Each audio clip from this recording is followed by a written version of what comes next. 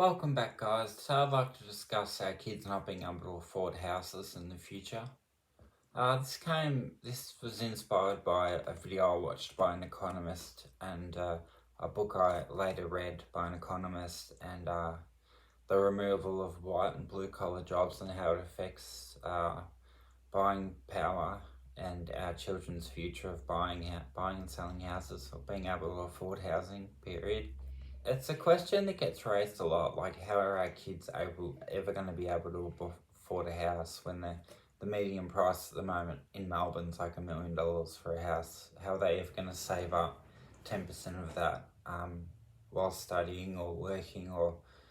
But I had a conversation with Dad about it, and he said, "Oh, it's interesting you brought that up," because he goes, "I had this same conversation with my father."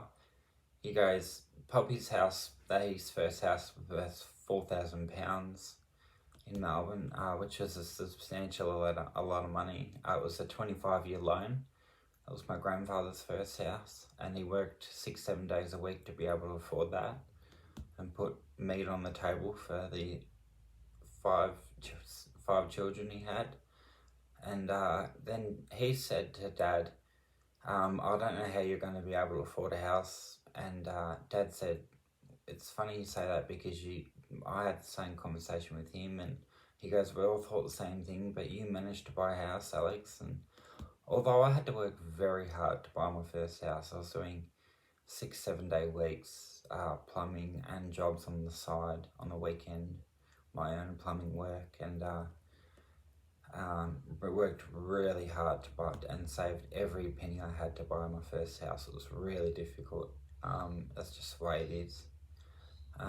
It's just some facts I've found from economists and talking to my father, who his father said that the following generation couldn't afford a house, and I've now said that about my kids, that they won't be able to afford a house without my help.